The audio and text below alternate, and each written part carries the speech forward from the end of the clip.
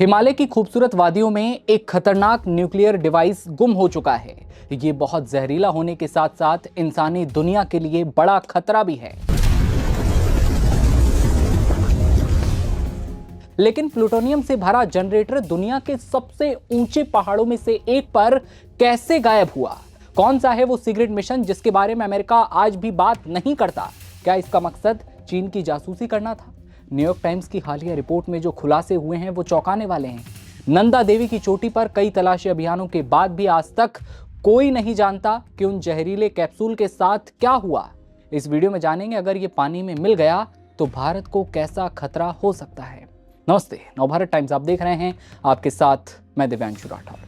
हिमालय, जहां बर्फ के नीचे देवताओं के वास होने की कहानियां दफन हैं, जहां नदियों का जन्म होता है और जहां शांति, तपस्या और प्रकृति का राज माना जाता है, लेकिन इसी हिमालय की गोद में एक ऐसा रहस्य छिपा है जो शांति नहीं बल्कि न्यूक्लियर तबाही की आशंका लेकर आता है।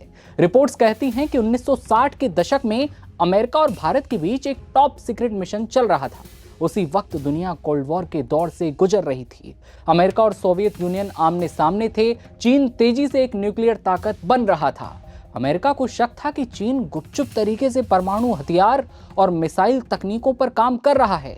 इसी शक ने जन्म दिया एक बेहद खतरनाक प्लान को।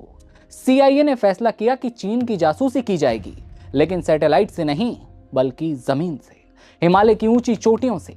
प्लान ये कि हिमालय की एक ऐसी चोटी पर निगरानी उपकरण लगाया जाए जहां से चीन के मिसाइल टेस्ट और रेडियो सिग्नल पकड़े जा सकें, यानी कि चीन की जासूसी होगी।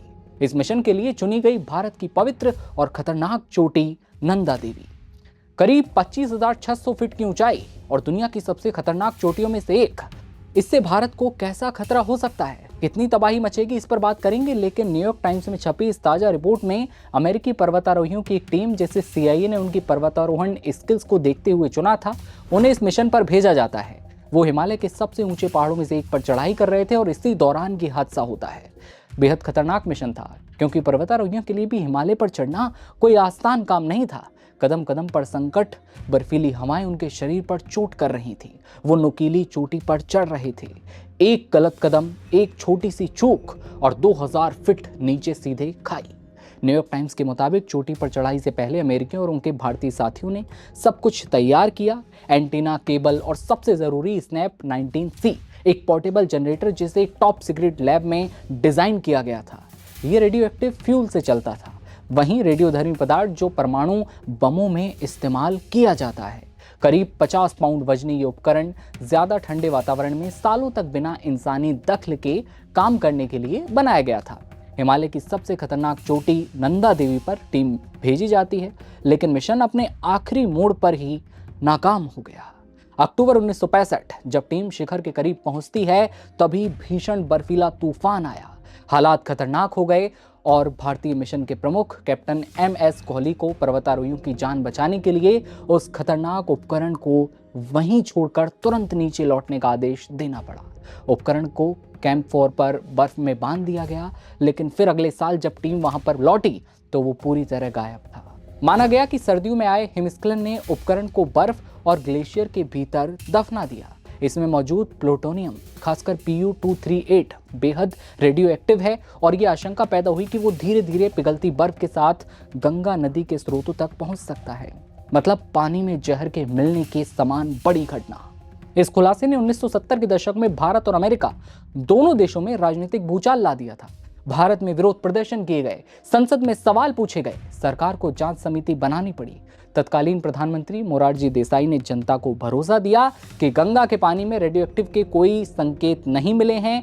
वहीं अमेरिका ने खुफिया मामलों पर टिप्पणी नहीं करने की नीति अपनाई।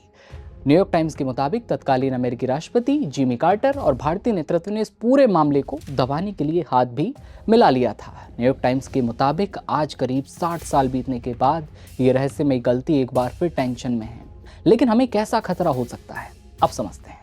वैज्ञानिकों का कहना है कि अगर नंदा देवी के ग्लेशियरों से निकलने वाला पानी गंगा नदी में मिला तो प्रदूषण पानी की बड़ी मात्रा में घुल जाएगा। फिर भी पहाड़ों के पास बहने वाली नदियों और धाराओं के आसपास रहने वाले लोगों के लिए डर पूरी तरह खत्म नहीं हुआ है। प्लूटोनियम बहुत जहरीला होता है और अगर ये सांस के जरिए शरीर में चला जाए या गलती से खा लिया जाए तो इससे कैंसर जैसी गंभीर बीमारी हो सकती है। दावा है कि अमेरिकी पर्वतारोही जिम मैककार्थी को बाद में टेस्टिकुलर कैंसर हो गया था। उनका मानना था कि बीमारी मिशन के दौरान रेडिएशन के संपर्क में आने की वजह से हुई। उन्होंने कहा कि उनके परिवार में पहले कभी कैंसर का कोई मामला नहीं रहा। एक और बड़ी चिंता ये कि अगर ये प्लूटोनियम गलत लोगों के हाथ लगा तो इसका इस्तेमाल डर्टी बम बनाने में किया जा सकता है। डर्टी बम ऐसा हथियार जिसका मकसद बड़ा धमाका करना नहीं बल्कि रेडियोएक्टिव पदार्थ फैलाकर इलाके को दूषित करना होता है, यानी कि पानी में जहर। सवाल कि आखिर हिमालय से उस डिवाइस को खोजने की फिर कोशिश क्यों नहीं की जाती? क्या पता वो फिर भी मिल जाए। लेकिन हिमालय की परिस्थितियां, वहाँ के हालात कैसे होते हैं, ये बात आप और हम बहुत अच्छे से जानते हैं। उस समय भी यही हुआ था, ऐन मौके पर मिशन नाकाम होता है। और अब भी ये बहुत बड़ा रहस्य हमारे लिए, अमेरिका के लिए बना हुआ है। आगे देखने वाली बात होगी कैसे अपडेट आते हैं इस पूरी कहानी पर। इस रहस्यमयी घटना को लेकर आप क्या सोचते हैं, कमेंट सेक्शन में बताइए और देखते रहिए नवभारत टाइम्स। नमस्कार।